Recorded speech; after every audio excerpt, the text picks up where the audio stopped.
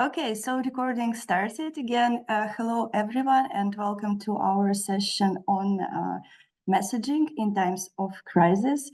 I'm very happy that all of you are here.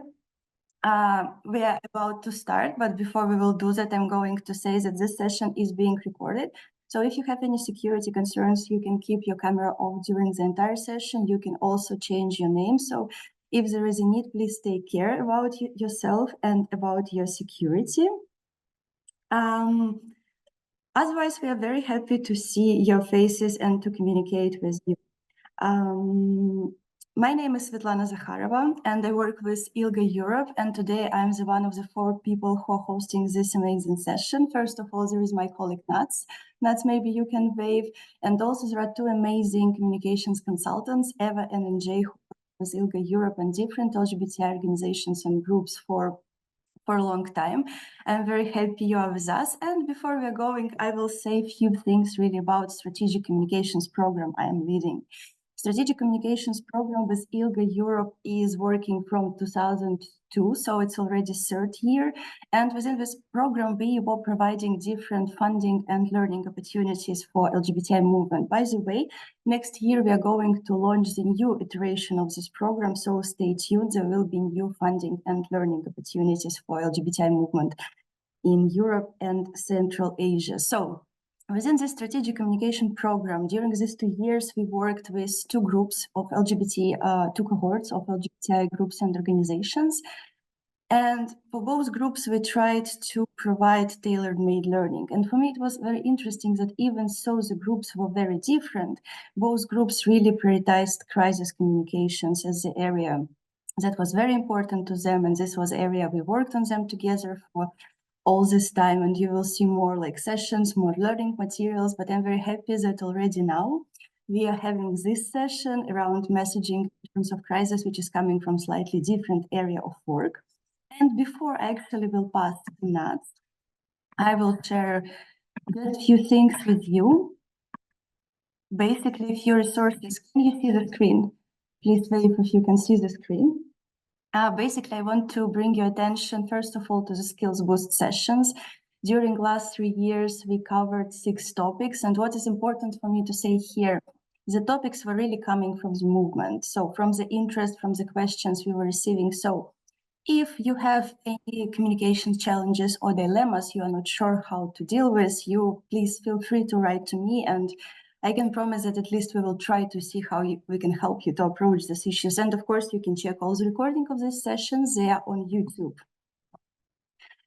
And there are another 2 things I want to bring your attention to. First one is the Framing Equality Toolkit. And I really believe that it's one of the best resources made not just for LGBT movement, but for progressive movements in general, to approach framing and messaging. If you haven't checked, please check. It's also suitable for small organizations and groups that do not have even really home specialists. And another resource which can be of your interest is ILGA-Europe Hub. And basically, this is the platform where we'll try to gather different kind of resources on different topics. On this picture, you can see chapter on communication, but there are other chapters on different topics. So check it all out. We will be happy to share with you more. And with saying that, Nats, I would like to give floor to you. Thank you, Svetlana. I will be very quick. Hello, everyone. Very exciting to see you all. My name is Nadia Gusakovskaya. I work as a senior programs officer at ILGA-Europe, and I wanted to introduce our trainers today, AJ Venturini and Evá Papadakis.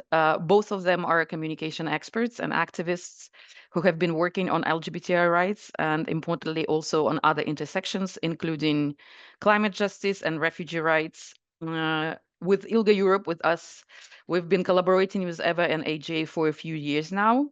And the most recent collaboration was around communication coaching and communication support that they provided for a group of our partner organizations who are working with and for racialized LGBTI communities across Europe. So as you can imagine, most of these organizations are smaller grassroots organizations. They all work in one way or another on the intersections of LGBTI rights, class, race, and often refugee rights. And Evá and AJ supported them in strategic communications, in communication around prides, but importantly also on crisis comms. I'm saying it just to introduce the experts, but also to provide a context of our work with Evá and AJ, and to say that one of the cases that Evá and AJ will share today is coming from this group of organizations and is part of a sharing the learning that's coming from this part of LGBTI movement, whose work is firmly rooted in intersectionality. So welcome, and Evá and AJ, the floor is yours. Thank you so much to both of you for introducing us. And yeah, it's really an honor to be here today, especially like after all the work we've been doing together and with organizations across the ILGA-Europe network. And yeah, this is like such a deeply meaningful work to us. And we hope that today it can be an opportunity for us to reflect on how we can make our movements like stronger, more sustainable, while we fight for collective liberation, and really looking at how we can create communication that moves people to action and brings people closer together during like times that, especially in the past few years, have been really difficult.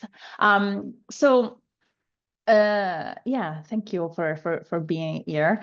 And before we dive into what we are going to cover today, we wanted to, oh, this slide is gone all the way down. Let me go back to the beginning. A little spoiler.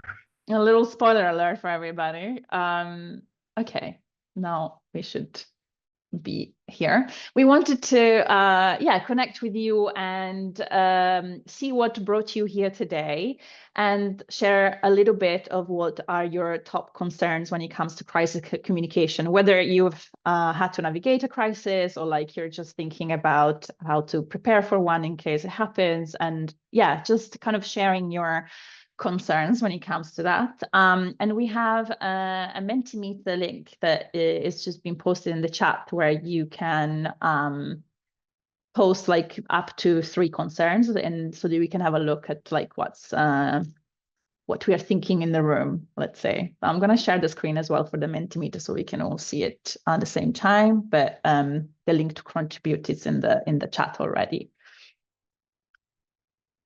So.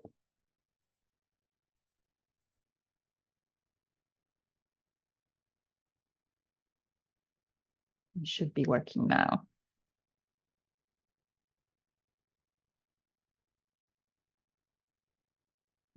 As you input as well, you can take a look at what other people are adding to get an idea of the shared concerns. Yeah, I'm seeing preparation is coming up a few times already, which is something that we're definitely going to look into today in terms of like how you can prepare before a crisis hits, and like looking at like the difference between being in the preparation stage and what happens when you're during a crisis, and also how you can kind of approach it afterwards. I'm seeing a lack of resources and like different kind of like time limitations. So how to navigate that with care is also something that we're going to look at. So like, how do you think about care for your team, and how to kind of use the resources and like call in different capacity from like different places, and we'll talk more about that with the case study especially. I'm also seeing something around credibility and like acting out of fear or panic, and I guess it goes in a little bit with preparation, but there is something also we're gonna some kind of guidance or guidelines that you can focus in terms of like a concept that can help you respond rather than react to a crisis. And then I'm seeing a big one around the strategy. So we'll also talk about how do we connect our strategy, how do we keep being aligned, even though maybe we are like approaching a specific crisis situation. So yeah, and feel free to keep inputting as we continue. We'll keep an eye on this also as information for like the future in terms of like how we can help address these things. But yeah, I guess that the overall concern that I'm seeing is around time and resources and strategy, and hopefully today we'll give you some ideas on how to address that. So to build on that, what we will be covering today is our take on the foundational aspect of crisis communication. So what are some specific pillars and approaches that you can take that can help you throughout the journey of like before, during, and after a crisis? And we're also going to be looking at how you kind of create some effective message framings. So we'll share some general tips about how to frame your messages, but also specifically in a crisis, what could help. And we'll look, as Nads was saying, at a specific case study of a small organization we worked with, and look specifically at the message framings they used and why they worked, so that you can apply these learnings to your work, even if it's like on a different issue, or maybe on some of the intersecting issues that we're going to see. So let's dive in, and I'm going to pass it over to Eva to talk to us about the difference between strategic communication and crisis communication, and how do they come together. Sounds good. So, hi everyone, I'm Evá. I'm really excited to be here today, and thanks for joining. So let's start by thinking about the difference between strategic and crisis communications. And I think to start with, it's always important that we reflect on the steps that we take and how we can bring these two together. So if we think about the focus, we can see that the strategic communications usually focus on more long-term goals, usually related to brand building, reputation management, and also fostering relationships. And it's usually, but not always, about setting the tone for how your organization is perceived over time. And why I'm saying that this is not always the case, it's because sometimes the communications that you do on a strategic level, they can be designed to serve short-term objectives, or to counter misinformation, for example. So it can be mini campaigns that you do. So these efforts, they may not necessarily directly influence the long-term perception of your organization, but they can also serve more direct, responsive goals, let's say. Now, in contrast, crisis communications usually deals with situations where you're required to act kind of in a more immediate manner, with a goal to manage the public perception and also stabilize your organization during a situation of emergency, let's say. When it comes to objectives, the goal of strategic communications is usually to create growth and engagement by focusing on the relationship you're building to achieve your organizational goals. On the other hand, again, crisis communication is aiming to mitigate damage, rebuild trust, and maintain credibility when your foundations are kind of being shaken. And then on another beat, when we're thinking about timing and messaging, strategic communications usually follow a more proactive and planned approach, while crisis communications are usually a bit more reactive, but we will see what this might look like, because that's, again, not always the case. But usually you're aiming for clear and transparent messaging to address specific concerns of your crisis. Again, like, let's put a small asterisk here, because we will see that how fast or slow you might respond depends on the situation you're dealing with. Now, when it comes to the evaluation and feedback side of things, strategic communications are measured through long-term metrics like audience growth and engagement, while crisis communications, on the other hand, rely on monitoring in real time and immediate feedback to make sure that the way you respond to the crisis mitigates the risks that you're facing in an efficient manner. So in a nutshell, to recap, these strategic communications, we would say, lays the groundwork by building trust and consistency over time, while crisis communications are the test of that trust, which usually means you need to act in a more decisive and quick manner. So following, these are the pillars. This is a concept we'd like you to keep in mind as we go through this webinar.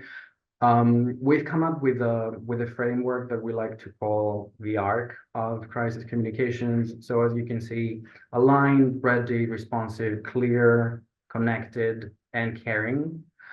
Remember, it's essential to always connect your strategy, even during a crisis. So it's about, again, bringing strategic and crisis communications together, even in times like that. So starting with aligned and ready, these two elements can usually be applied before, but also during the crisis. So on the first bit, effective crisis communications usually starts with aligning your messaging and your organization's core values and your long-term vision. When we talk about values, we're thinking about the messages that we develop so that they can appeal to values that bring people together and create a link to your organization. So if every statement connects back to these principles that define your organization, then what you're doing is you're coming across as consistent, and basically you're highlighting the work that you do even under pressure.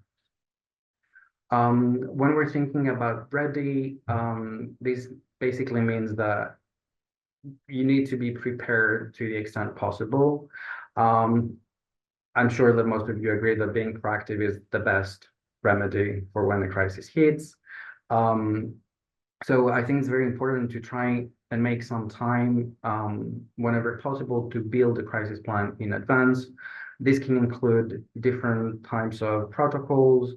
You might want to think of spokespeople that you want to assign specific responsibilities, some pre-approved messaging, templates that you, your volunteers, activists, internally and externally can use.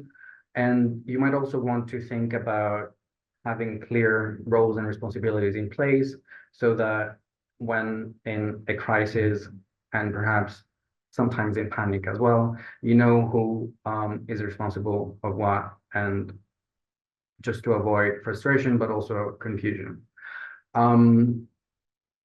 So I think at this stage, it would be helpful to think about whether you've got the resources that you need to survive the crisis. Do you have the training and the scenario plannings in place to prepare your teams to act when a crisis hits? And a last tip on this would be the fact that when you prepare to be ready, basically this reduces the likelihood of a disorganized response that can affect your organization and just worsen the situation that you're facing.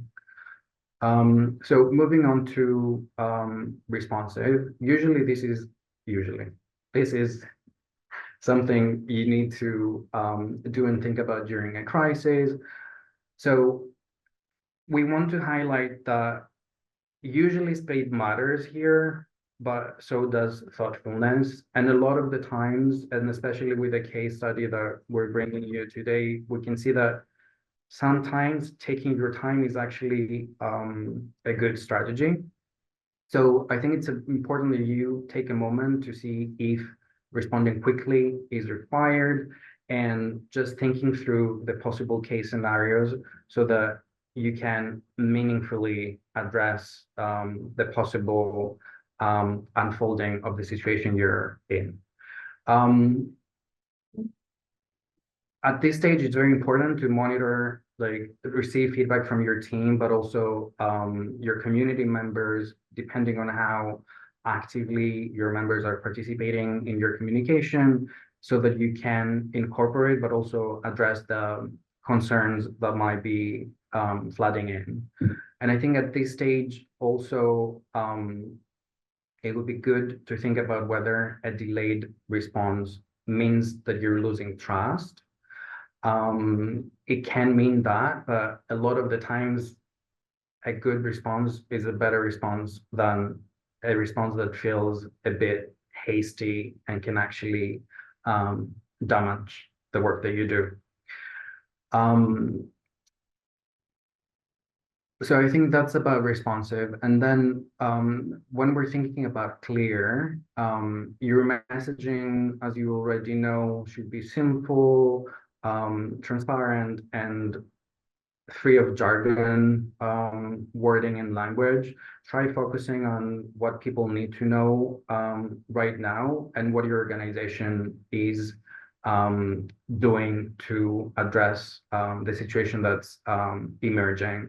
I think a safe step to take is reminding everyone what your organization stands for, what's the work that you've been doing throughout the past, and your deeper commitment to your community, but also mission.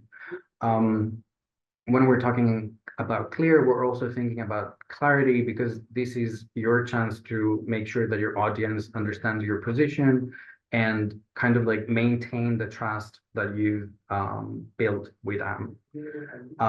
It's also very important that you do not jump on a boat full of messages. So avoid overloading messages with unnecessary detail, because a lot of the times when we're in a crisis situation, we tend to overthink things, but also don't take the essential information for granted. So I think it's about balancing what needs to be shared and what needs to be let out of your messaging. So moving on to the next two pillars, we have connected and caring. Both are very, very important. Connected is about keeping open channels of communication with stakeholders involved in your crisis. So this can be your colleagues, your donors, your partners, your volunteers, and the general public, depending on your operational landscape. I think it's good to think about ways to reactivate your networks, thinking about, for example, past influencers or allies that you might have worked with, and how they can also help you amplify your message. Reconnecting with them also helps you mitigate reputational damage, because it shows, again, that you have consistency in the work that you do, but also it highlights this sense of solidarity and actively showcases how solidarity works in practice.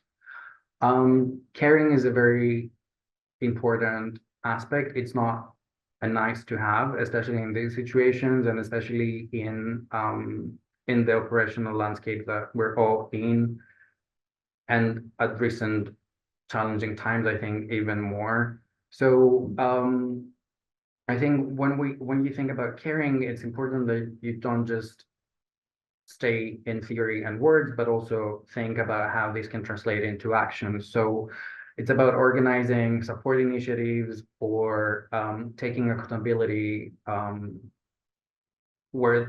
when there is space for that. Remember to show empathy and compassion in all of your communications, and also acknowledge the impact on a human level that the crisis that you're facing has.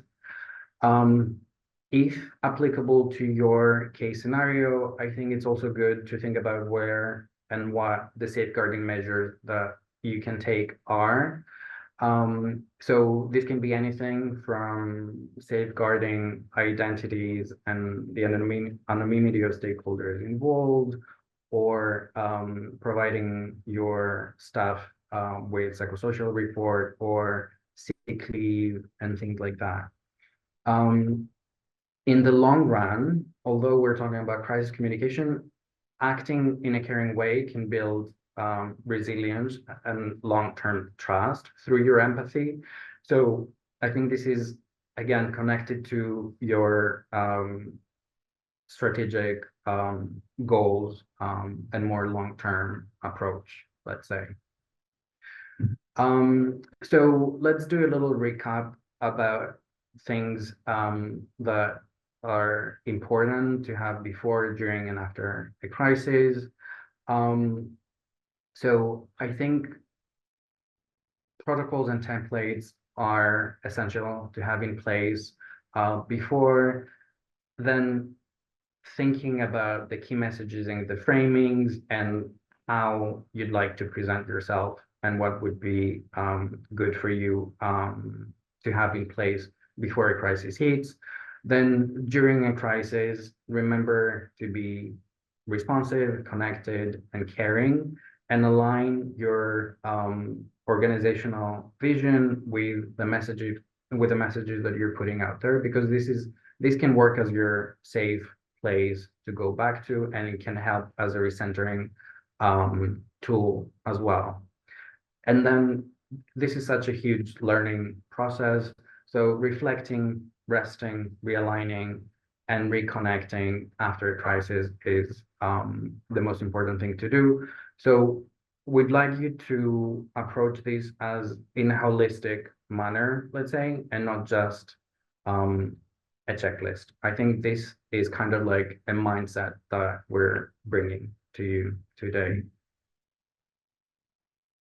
And I'll pass on to AJ to talk to us a bit about the message framing. Yeah. Thank you. And as Eva was saying, these are like just some concept for you to keep in mind as you go through this journey. So like they're kind of applying to all the bits of the journey, but maybe there is focus on some of them at different times. So like the before being ready, and then during, like looking at how that can help you through as a foundational, and then building on that as after the crisis. And one of the things that you can look at already, like before a crisis hits, is your message framing. And we want to share some tips about that. Can I also check, like if I go to my notes, you still see the slides? Yeah, okay, it's working now, because I think we had a little issue earlier. So these are the arc of crisis communication can be the guiding concept and like your foundations and like the kind of values, practices, and approaches that you can follow. But when you look at message framing, you can apply those there too, and think about what are the message framing that you are already using as an organization today. What are the ones that are working well with your supporter base, especially, but also with your movable middle, and really considering like any other existing global framings that are connected to your specific messaging right now that could help build solidarity and engagement if you were to connect them. And the reason why you want to look at this already is because when and if, hopefully not, if you are going through a crisis at any point, then you can go back to what are your core message framing as an organization, and how can you build specific message framing that are still connected to that. So when a crisis does hit, if you are in that moment, then you might want to start asking yourself some questions after what are our core message framing. You might want to look at like, what is the story, what's the narrative that is being told about our organization or about the specific topic, and what are the main points that are being made about us, and who is saying this, and who are the key actors involved that we want to be considering. And once you have this picture, then you can look into like, okay, what is the main message that we want to get across, both like as an organization and also about this specific topic. What is it that we want to make sure that people get? And then who are some influential people that can help us get this message through? So these are some key questions that you can ask yourself when you find yourself in that situation. That can also help you slow down a little bit, as Eva was saying, in terms of like not reacting, but like taking a beat to find out, especially when you consider who are the key actors, whether a response is needed at all. And as you ask yourself these questions, one of the things that you will focus on is who is the audience that we're talking to? So like, who are we wanting to get the main message across, and how do they think about this issue?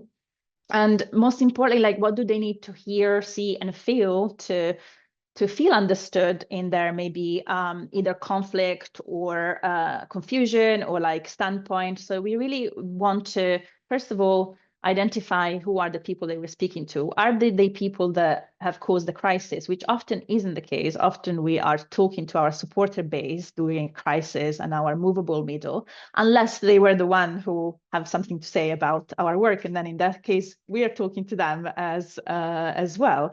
But in general, as a guideline, those are the people that we're talking to in a crisis, whether they were like the one that initiated it or not. And we want to make sure that we know how they feel and how they see the issue, and that we make them feel heard and kind of come together with us on that journey of understanding our message. And in terms of message framing, there are some key principles that you can focus on that are also outlined in the Framing Equality Toolkit that Svetlana was mentioning at the beginning. So I really recommend checking that out.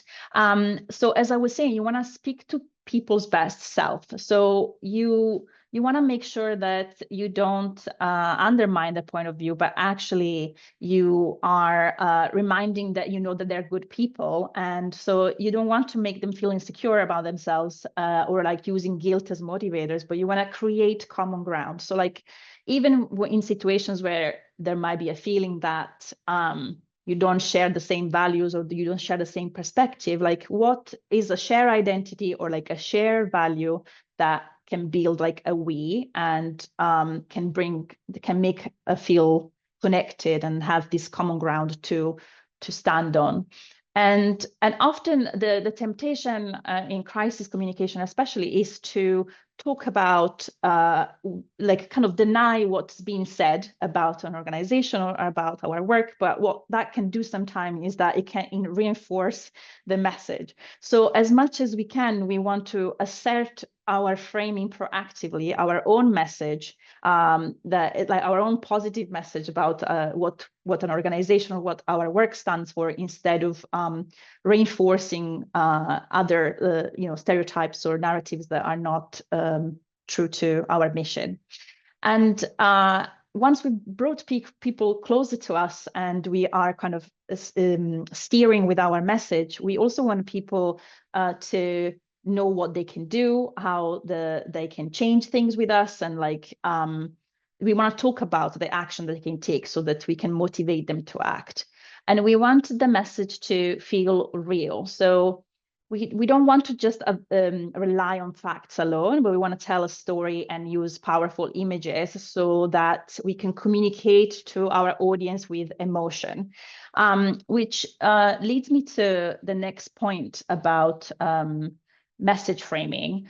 We want to like it's being proven, let's say, that if we start with an emotion or the emotional aspect of our message and story first, then it's much easier for people to feel open to understanding the facts and the evidence that we are presenting them with. So a framework that you can use is this emote, educate, action. So in this way, like, you're beginning your message with the emotional side of the story. And then once you have brought people closer to you and you kind of agreeing on a common value, then you can add the evidence and the facts as to back up your point. And after that, you can offer like a chance to take action, because the person will feel connected and informed to then to do something about it as well, and to join you in something that you're calling for. But you also want to look at this not necessarily like this is a thing that you can do as a whole, so like it's a 3-step process in terms of your message, or you could focus on each of these as like an output that you could produce. So you could produce a video that is focused on making people feel connected with the emotions of the story. You could produce an output that is more focused on the evidence and facts, and you could have like specific actions. And so they're all coming together, but they can also work as a standalone, as a whole campaign that you are producing, let's say. And which is why, like, during a crisis, maybe you won't be able to do all these things, but it can build over time with your other strategic work. And finally, as Eva was already mentioning, another thing that you can keep in mind when you develop your message framing is the rule of three, which it's been like neuroscience has shown that like people understand or like more easily if things are put in three, like whether it's words or images. So in some cases, you might want to consider, can we have a main message that is like 3 words, that is brief, like really memorable and impactful? And we see it, for example, with Trans Lives Matters. That's one example of how you can use the rule of three. It doesn't always work, but it's a good one to keep in mind. So yes, as we kind of have put the foundation for like what to think about during a crisis, so both as like how to prepare for it and like how to go through it, the key concept to keep in mind, and think about also how do we frame a message during that time. We wanted to bring this specific example of an organization that we worked with, which is Minbar Vien, who is part of a bigger community space project called Turkey's Rosa Lila Villa in Vienna, Austria, which started as a housing project in 1982, and then for LGBTI people, and then it became like a much bigger community space that hosts a lot of different activist groups, including Minbar Vien, which was founded in November 2022 by peer volunteer activists that have forced migration backgrounds, and it has been serving like as a safe space for Arab queers and allies to connect beyond the patriarchal norms that we often kind of face in our communities. So they are connected to the villa because they're hosted by this community space. And during our work with us on their broader communication strategy last October, they had a backlash because a resident of the housing association hosted at the villa hanged a Palestinian flag in solidarity with Palestinian people. And there was a tweet by a journalist with a picture of this that misrepresented what this meant, and like presented the flag as the villa supporting Hamas, and that sparked a wave of attacks and hate that led to the local right-wing party calling for a vote in the local parliament to close the villa. And so we found ourselves in a situation where we were switching quickly from like looking at long-term comm strategy to what can we do to support Minbar Vien as part of this context. And as we will look at more in depth, what happened is a really good example of how you can respond to a crisis applying all the criteria that we were talking about before. So for example, you'll see that they spent a month figuring out how to respond. They reached out to ILGA-Europe for further support. And this is also how we were already part of their coaching team, but we then kind of shifted to helping the villa more broadly. So we became part of their kind of comms response team with lots of other experts from the region. So they took their time figuring out how to respond. And even once we put together the comms response team, then there was also some time before the press release came out, because it was really important to them to bring in expert engagement from different sides. And still they had some time before the parliament vote came into place. And this also wasn't the only thing that they did. So they had the comms strategy for when the crisis hit, and then they thought about what we're going to do after that. And comms was just, external comms was just one part of it, because they organize a lot of dialogue workshops to talk about anti-Semitism, pinkwashing, racism, and also the Israel-Palestine conflict more broadly. So this happened much later on. And they also looked for, they were really proactive in looking for opportunities even beyond that, which we'll talk more about soon. And the reason, I guess that I just wanted to add that the reason we are looking at this specifically is because we think that all the different concepts were applied so successfully that you can take also the framings that they used into any other kind of campaigning that you are doing. So we are hoping for you to approach this as like, how can I apply this to my situation and to the work that I am doing for LGBTI rights. So I'm gonna let Eva talk about the framings that they use in their press release, and then we'll go along the different bits of the response in that way. So I think AJ gave us the bigger picture and the timeline of what happened, let's say, and I think it can be very helpful as a learning process to look into the bits and pieces in more detail in terms of like how their approach was actually effective, but also how it can be, let's say, mainstreamed and replicated to also serve your own crisis communication whenever you face one. So let's start by exploring some of the message framings in their press release. We're going to give you some examples and also kind of like break down into the smaller pieces of their messaging and their thinking process. Another tool that we wanted you to have is the umbrella statement, which basically is a clear structure so that it can relieve the stress you might be experiencing during a crisis. So once again, here we start with thinking about values and providing substance, always adding also a bit of your vision and mission as a reminder.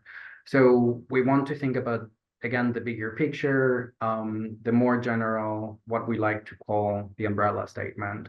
This is your proposition of value, what you essentially want to convey to your audience, and then you follow this by the specifics, which tends to be your 3 core messages. As core messages, these can also be kind of like paraphrased, let's say, into benefit statements that can support your position in a similar way to the rule of 3 that AJ mentioned before. Remember, you can always back up your messages with facts, evidence, and proof, because this is a way to make your statements bulletproof, let's say. And again, like we said before, remember to be clear, concise, and to the point. So let's see what Villa did with it. So facts usually are important, like we said, but sometimes they're not always enough. Again, your messaging needs to emote and move people for you to be able to change their minds and communicate the message that you want to convey. So crafting messages that resonate emotionally with people, but also align with your values can help you create this kind of like human bridge, let's say, and this is a way for your messaging to be the most effective. So here we've selected 3 of the key messages that they put down in their press release. We believe that Palestinians and Israelis have equal rights to life, liberty, and security. These are fundamental rights of all people. We stand against all forms of human suffering. Their second core messaging, the Palestinian flag, is a globally recognized symbol of the Palestinian people, not a symbol of violence. And the third one is about the villa. The community does not bow to social pressure to adopt a normative position. The cycle of anti-Semitic and anti-Arab violence in Vienna must be broken through more active listening, proactive care, and a sense of justice. So I think we can see in all three messages that these are rooted down to facts, but at the same time, the wording that they use is quite emotional, and also it creates a call to action that actively asks you to feel X, Y, Z. So their messaging actually ticks all of the boxes that we mentioned before. So let's think about the framings that they used, moving on to the next slide. So let's think about how binary thinking works. Here we can see, usually what happens in nowadays narrative, the Palestinian flag is equated to Hamas, and whomever is showing solidarity to the Palestinian cause is equated to supporting terrorism. Binary thinking is applied in most of our thinking as human beings, and this is how most of the human brains tend to work or are taught to work. So in their press release, the Villa are framing the binary thinking as aligning the Palestinian flag with Hamas and portraying it as a symbol of violence rather than a symbol of the Palestinian people. And in a similar way, they're also arguing that binary thinking is what has led to demonizing and accusing anyone showing solidarity with Palestinians as a supporter of terrorism. So if we flip this coin and think about what would non-binary thinking look like, we can see that the Villa has successfully moved away from this kind of binary. They're presenting their audience with an alternative that showcases the world in a more inclusive and diverse way. We can see that they're choosing nuance a lot. They're challenging the us versus them narrative that's also very oversimplified. And so as an example, again, we can see that rather than just associating the Palestinian flag only with Hamas, non-binary thinking positions it as a symbol that's broader of human dignity, self-determination, of the Palestinian people's struggle for justice. And in a similar manner, they've chosen to reject the idea that showing solidarity with Palestinians means that you're supporting terrorism or that you're pro-Hamas. So focusing on universal human rights that can be applied to everyone and for everyone, and kind of bringing back the importance of addressing the root causes of oppression. And by doing so, they're actually inviting dialogue, and they're showcasing solidarity that's grounded in shared values of both justice and equality. So they're, let's say, opening doors and building bridges with their suggested framing. So in their doing so, justice demands rejecting the us versus them narrative. So it actively promotes a more inclusive perspective, which could be rephrased in saying dignity and rights for everyone. And I think what's really interesting about their messaging as well is that it's suggesting the building of coalitions instead of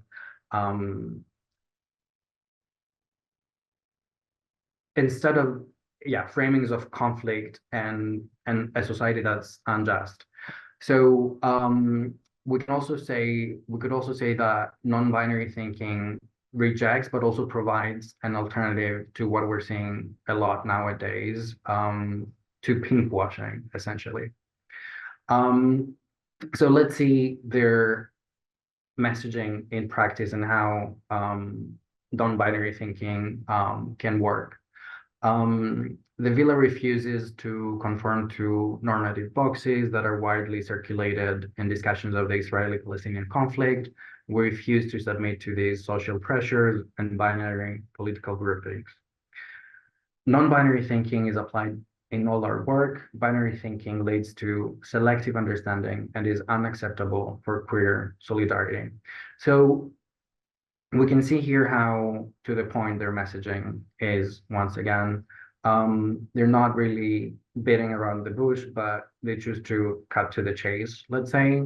They explain, they make it simple, and they're actually using their opponent's critique and tools to deconstruct and break down the opponent's point and use it to their own benefit. So this is a good example of when to discern certain guidelines. So for example, earlier we mentioned that not reaffirming the opponent's message can be helpful, but in certain cases you might need to do it in a strategic way so that your audience feels brought in and understands the point you're going to be making a little better. Another framing that the villa used is equality as a shared value. Like we said before, people are moved by emotions and people's values guide their thinking. This frame in particular operates on the principle that all individuals deserve the same rights, opportunities, and respect, regardless of their background, identity, circumstances, and so on. It assumes that fairness and justice are fundamental to a healthy and functioning society. And rather than seeing equality as a distant goal, what it does is that it suggests that it's actually equality is a shared value that benefits everyone when upheld. So we've seen this with campaigns in the past, like equal pay for equal work or love is love, that usually draw on this framing, emphasizing that equality and equity is not only morally right, but also essential for our collective well-being. And this can also fit into the wider human rights frame a lot of the time. So let's see how this frame gets applied in their press release. So at the core of our identity lies equality. This message frames equality not as an aspirational goal, but rather as a defining characteristic, let's say, which aligns with the idea that equality benefits everyone and should be part of our collective identity.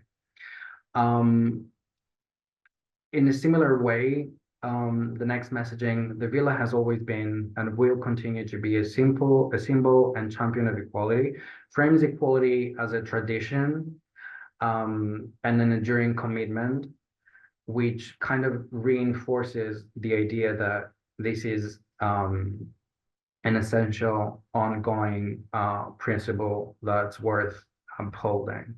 By positioning the villa both as a symbol and an active proponent of equality, it highlights the shared responsibility of upholding this value for the collective well-being. So it creates a link to your existing audience, but also a broader audience. And this is why this is a winning message. So, and let's see the next one, the next message that we've collected here. We believe that Palestinians and Israelis have equal rights to life, liberty, and security. These are fundamental rights of all people. This applies the equality frame by emphasizing, again, universal human rights, arguing that fairness and justice are fundamental and should be upheld equally for all groups. Another message, we firmly believe in equality beyond colonial, patriarchal, and heterosexist norms. This frames the organization as a symbol of liberation and against colonial oppression. So it links back to the mission and the vision of the organization and reinstates your strategic goals as well. So it's about creating, like we said before, connection between your crisis communication and your strategic communication. And these last two also serve as an indication of this. The last frame that the Villa used was solidarity as a strength. Solidarity is strength as a frame. This frame is based on the idea that people are interconnected and that collective action is essential to address shared challenges and achieving justice, which we would hope that everyone wants. It assumes that when individuals and groups stand together, despite the differences that they might have, they can create powerful change. So solidarity emphasizes notions of collaboration and connection, mutual support, empathy, and a sense of shared purpose. So again, we've seen this applied in global framing, such as campaigns like Workers of the World Unite that draws on this frame, as well as movements that highlight ally-shape and coalition building across diverse communities. Let's see a couple of examples of their messaging. The Palestinian flag is a globally recognized symbol of the Palestinians and recognized by the UN, and 139 states out of 193 UN member states have recognized the Palestinian state. This message uses the Palestinian flag as a symbol that's connected to global recognition to the Palestinian cause, and it's also bringing in the mention of an expert, which here in this case is the UN, so that again it appeals to a sense of global solidarity. The next message: hang a Palestinian flag from their private window on the side of the villa in a show of solidarity with Palestinians. Here, the act of displaying the flag is portrayed as a tangible expression of solidarity, an act of solidarity that's symbolizing the personal commitment of the organization to stand with Palestinians. The use of the words show of solidarity here explicitly ties the action to this frame, suggesting that collective visibility, but also symbolic acts like these are actually serving to strengthen the movement and also fostering a sense of shared purpose. So if we think about it a bit more, these messages are also building on the non-binary thinking frame, providing again evidence that the Palestinian flag is about solidarity and not about terrorism. So it's about creating your own narrative and sticking to your core messages. The last message that we have, the Villa strives to build a protected community. The cycle of anti-Semitic and anti-Arab violence in Vienna must be broken through more active listening, proactive care, and a sense of justice. So here we're seeing that what they're suggesting is that strength comes from standing together and protecting one another. In their messaging here, they're identifying the collective and shared struggles between anti-Semitic and anti-Arab violence, and they're proposing solidarity as the solution. What they're trying to do here is activate the collective empathy and mutual effort, reactivating at the same time the solidarity frame. And on this note, I'm going to pass back to AJ Thank you, Eva. Yeah, we were wondering as we kind of went through these frames and how they were applied specifically into this example, which one resonated with you the most? And as I said earlier, like we want to be thinking about it more broadly than this specific case, but like how the frame of like non-binary thinking and equality and solidarity can apply to different work. And we're going to share a little poll for you to vote which one resonated with you the most. So let me just swap the screen sharing to that. We should have a Mentimeter link back in the chat. Is the same one as before, but I'll share the screen so that you can also see it in real time. Okay. I'll give you a little bit of time to longer to vote, but the moment non-binary thinking is leading. Slowly changing. It's interesting to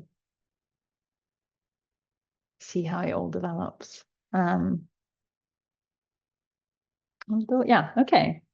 I'll give it a little longer, but it seems like non-binary thinking is staying the most resonant. Maybe solidarity is coming.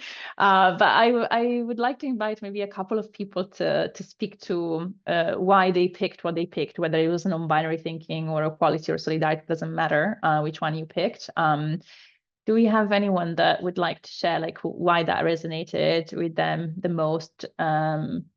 Either in their own thinking about their own work or like more broadly about LGBTI rights. You can unmute yourself or post it in the chat, giving you a little moment to be extroverted if you want to.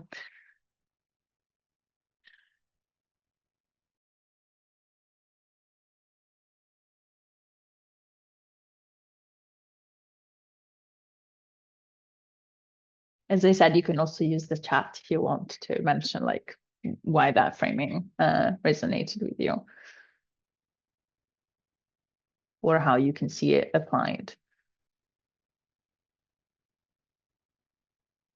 Okay, thank you, Angie. For me, solidarity fits talk to people's best self and to avoid or decrease conflict is the best way.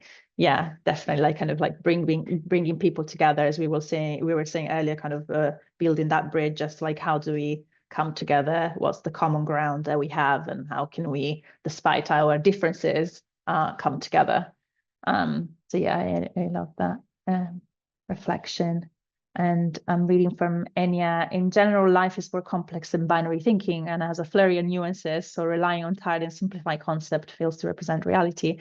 Exactly. I think it's quite nice to see non-binary thinking apply to a completely different situation than what we are usually used to deal with. And it's really helpful, I think, to open people's minds also when we're talking about gender, where like if we're using non-binary thinking there, sometimes it's misunderstood, but like when we start applying it to different situations, we can really see that life is complex and it's got layers and it needs to be represented more than like very defined extremes, let's say, on one end or another.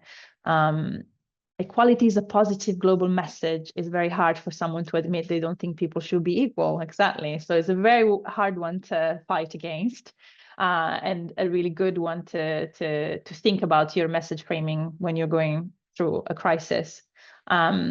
I'm also reading about non-binary thinking, evading, creating a sharp they-us border, leading to solidarity. So as Eva was saying as well, like they are all kind of connected, this framing. So they're helping each other along the way of the press release, which was also the basis of their communication more broadly, which is another thing that it would be helpful to keep in mind. Is like if you produce one key piece of communication, that can be like your foundation for all the other ones. And then I'm reading, non-binary works the best for building bridges in polarized situations against populism, something that people rarely appeal to. And you don't see much. Yeah, I see that it can be hard in certain situations to make it work.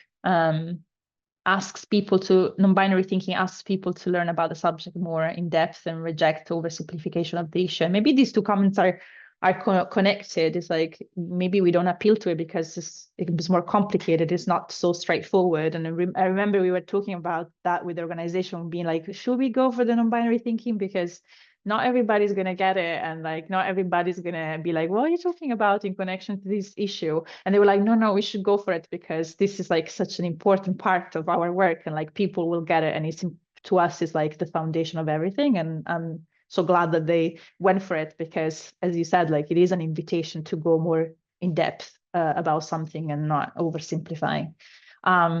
So yeah, thank you everybody for sharing your further thoughts, and hopefully this is also like, you know, food for thought in your own work.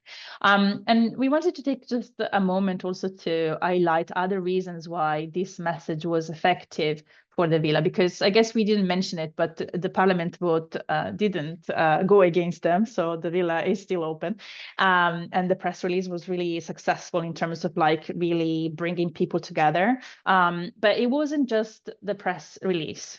So as I said before, I think that the main reason why their approach worked is that it was a holistic approach. So there was the communication and it was all connected with lots of other, it was just one piece of the puzzle. But when it comes to the communication itself, it was aligned. It was aligned to their overall mission and message. So it was inclusive, it aimed to connect many different audiences, as all of you said, like through solidarity, equality, and community. And it used values that spoke to many people and that many people cared about.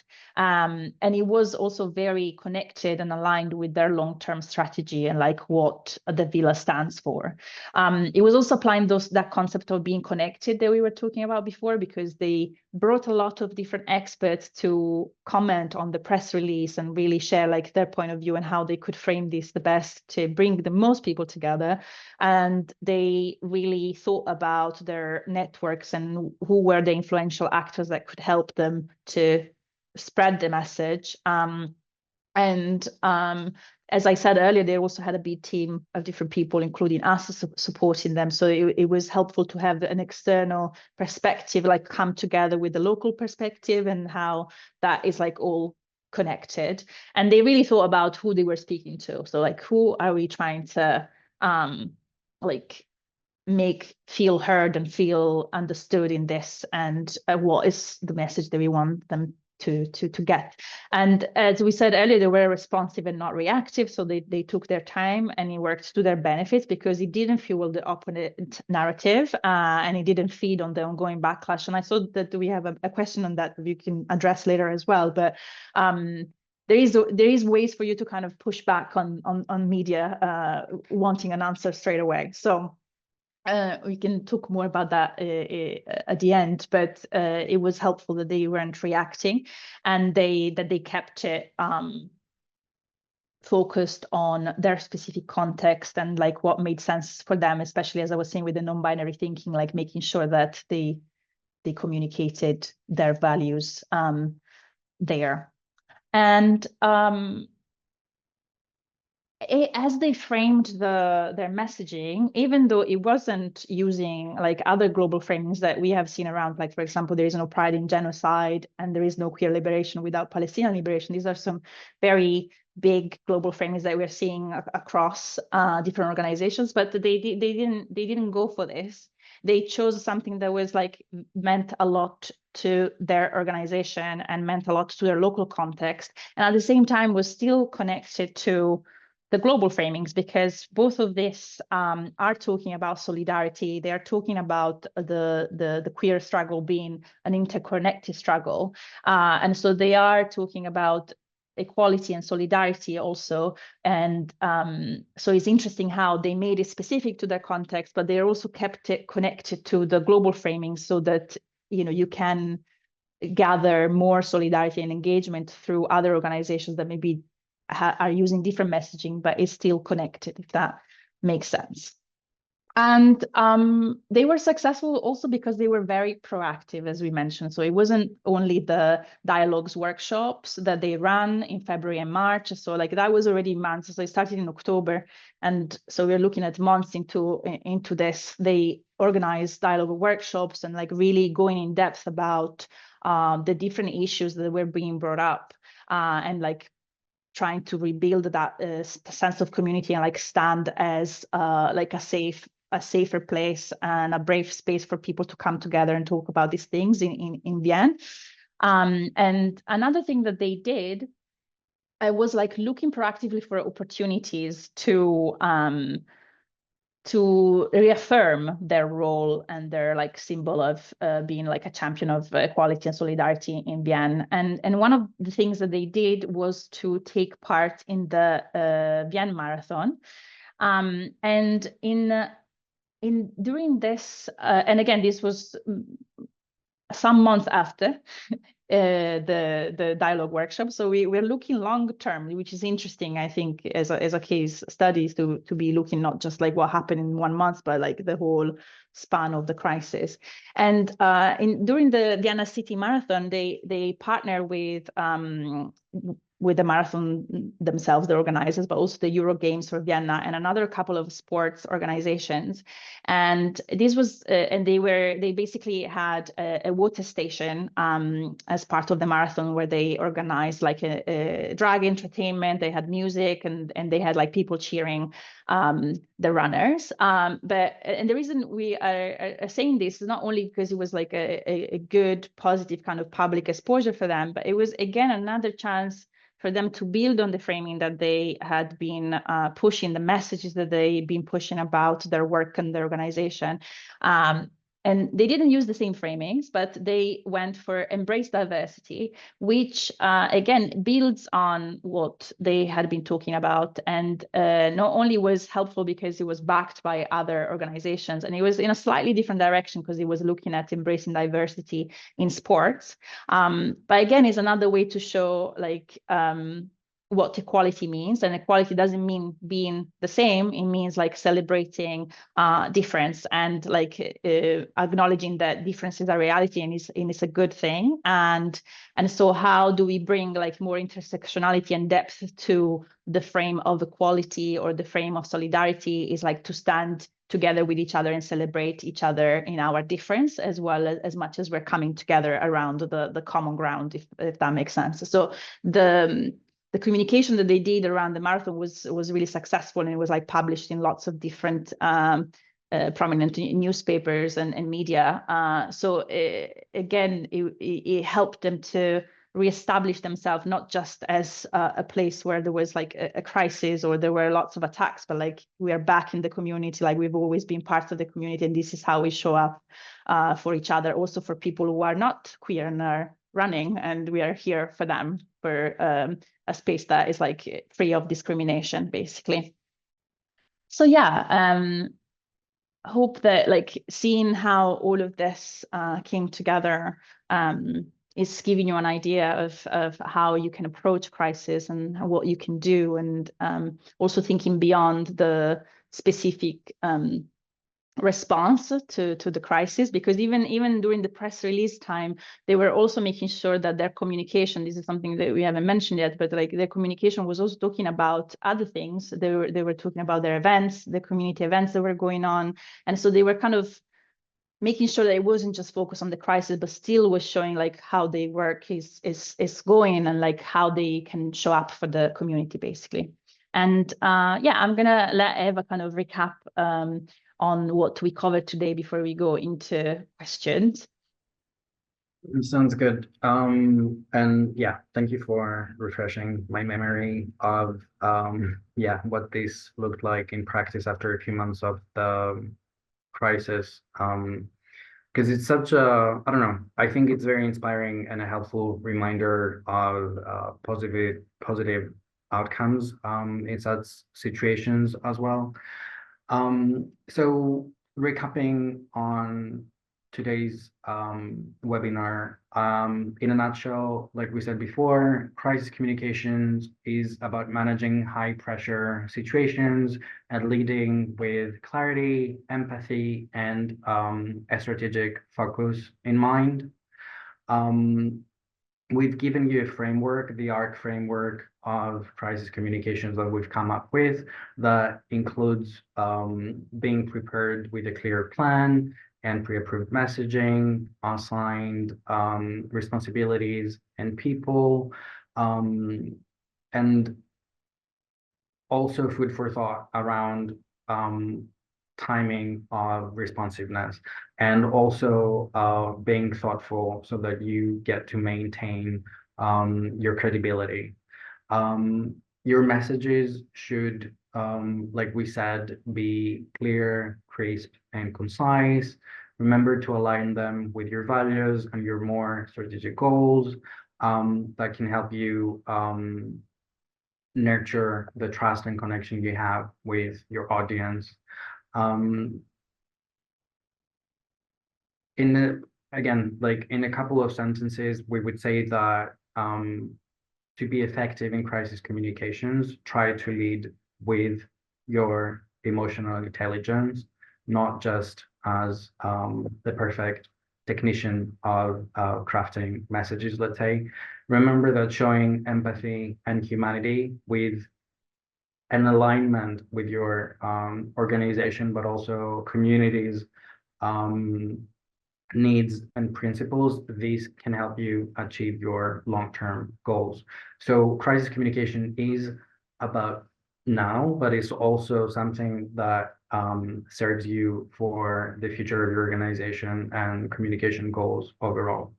And I think that above all, it's about remembering that you need to remain adaptable and proactive, even in such challenging reactive times. So proactive and adaptable, these are two key words when it comes to crisis communications. I think now we can move on to the questions section. We hope that the tools we gave you today and the framework will serve you and your organizations. We will be sharing the slides with you after our meeting today. And I know that we've been noting the questions that have come in. So let's take a moment to address them. Yeah, I'm happy to begin if you want, while you sounds good. catch up. So I saw that there was one on how to handle media inquiries immediately after the incident, considering that the official response only followed a month later. So like whether we have any tips on how to deal with media in such situations. So I'll say a bit, and then Eva, you can come in as well on that to add. In this situation, like, and also when I worked for like another a small trans-led organization in the past, is that you can reply back that we are writing our statement. Like we'll get back to you. Like you have the power to kind of like control the pace a little bit. It might, and as Eva was saying, like there might be situations where you can't wait a month because maybe they're publishing articles and like it's getting worse. So like you're gonna have to, you know, decide more promptly than a month. But in this case, it was enough to be like, well, you know, we're getting back to you basically. And it's all about like considering and evaluating whether it's getting worse by not responding, and then you should go ahead. So yeah, it is a little bit like considering your situation, but you can say like we're getting back to you, and you can also while you're doing that, obviously you're still, even if a month seems a long time, like you are thinking about what's the best approach. So I would say, yeah, to feel free to say no, and also to evaluate whether the no is creating more backlash. Do you have anything to add on that, Eva? I think I agree on that, but also I think while you're taking your time, usually you will have, again, the rule of three, or three key core messages on your strategic communication, on your organizational goals. So I think you can even like suggest that you can jump on a call with a journalist or take some time. At the same time, I think in such situations, if you are kind of, let's say, caught out of a sudden, let's say, you meet someone, they address this in your community whatsoever, I think the safe thing to do is always going back to your key organizational messages. Because this way you're sticking to your values and you're just kind of like reminding them about the work that you do, your values and your commitment. And this can also just save you some time until you have your crisis communication messages in place. I hope this answers your question. Elise, we have another question. Maybe he said it already, but I missed it. Sorry. You were talking about a team of experts who also read their press release beforehand. ILGA was named. What other type of experts should we think about for help in that sort of situations? Depending on the way you operate, I think sometimes it can be good to engage community members, have focus group discussions so that you can get feedback on your messaging. But I also know that this can be very time consuming. I think this can be good practice if you already have an engaged group of people that's active. If this is something that you haven't done before, I wouldn't highly recommend it in this case scenario. A different version of this could be that you bring in people from different teams within your organization so that everyone can feed into your strategy, but also your messaging when it comes to this crisis. And I think it's also very important thinking about bringing in people of different hierarchical status, but also expertise. So it doesn't mean the senior leadership team necessarily needs to be there, but it can be an activist, your CEO, your program assistant, a project lead, and so on. So it's good, again, to have diverse minds in the room, let's say. AJ, do you want to add anything on this? Yeah, specifically about the villa in their case, just to bring an example to what Evá is saying, in their case, it's easier to have a variety of voices because, as I was saying, like they host different activist groups. So they had basically several organizations that were coming together to agree on a statement to put together. And one of them went with a separate statement as well, but they were still supporting each other's statements. So automatically they had lots of voices in the room, but you could, look at your network of, ally organizations and like ask their point of view on how to respond to this and whether they would do a joint statement, because that is also really helpful sometimes if it's bringing it back to a broader issue that speaks to another organizations as well. And they also consulted, in this case, someone from the Jewish community, someone from the Arab community on the press release and their point of view on how the messages were framed. So it's like, yeah, bringing lots of different people together, and that is also about applies also to different media contacts. So again, Evá was saying, like, maybe you want to have a chat and you want to consider who you're going to have a chat with. So like, where do they stand, and is it going to be a good representation of what you said in the interview? So they also selected different kind of media contacts that they had in terms of it was a curated list as to who the press release went to as well. So that hopefully helps in terms of like thinking about different actors or experts that you can bring in. And I feel like the last question that I saw is also, I know there is others, but it's connected to this in terms of like whether the absence of communication leaves room for others to fill in the gaps themselves, and whether like allowing too much time then leaves room for speculation, which is a really good point, that in some cases, especially if the crisis is starting from your supported base on something that you did or didn't do as they would have liked to see from you, to take too much time to respond can create an issue. So again, it is really down to figuring out what amount of time feels possible to you and what feels like a good response. And I think what Evá was saying is really helpful in terms of, like, if you're not ready to put something out there, can you send a message that is speaking to your core values and saying, like, we're we are hearing you and we're doing something about this. Like, our silence is not like we are ignoring it. So yeah, and there is also situations where, as we talked about before, responding is not the right thing to do publicly.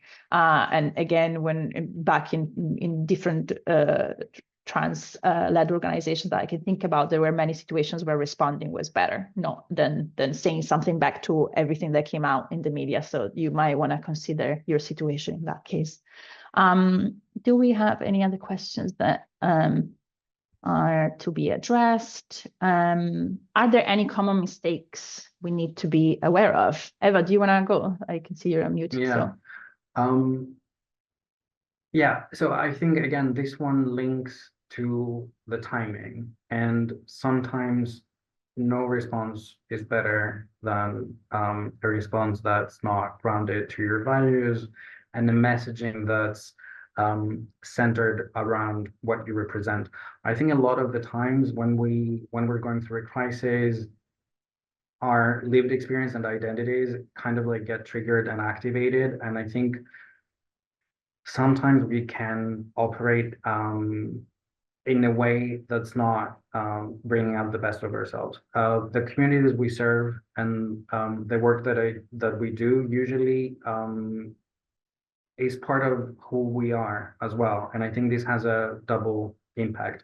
I think sometimes responding quickly because of this fear that the communication gap can leave space for others to think that you're actually the accusations you're facing are actually correct. I think this can a lot of the times lead to messaging that's actually leading to more backlash rather than kind of creating the narrative that you want and placing your organization in a fortress, let's say. So I would say this is a misconception, and a lot of the times I think a top tip would be, yeah, do not speed yourselves into responding, but take your time. And yeah, the case study today, I think, highlights how and why this can work well. I think, yeah, do you want to wrap up, AJ, in case you have more? Yeah, sounds good. I think the other very common one that we mentioned is speaking of the elephant in the room. So using what the, let's say, the opposition message in our communication instead of like pushing our main message. So like trying to debunk what they're saying instead of like going ahead with, this is what we stand for and this is who we are. I think we need to wrap it up now, but it was really good to have these questions from everybody, and yeah, an honor to share the space with you. So I'm going to give it back to Nan to close for today. Svetlana. It's me. Can you see my last slide? Yes. Okay, thank you so much, Evá and Nambra, for hosting this session. I have a feeling that it was a very important conversation, very important learning. And I'm happy that we will continue this conversation specifically about crisis communications.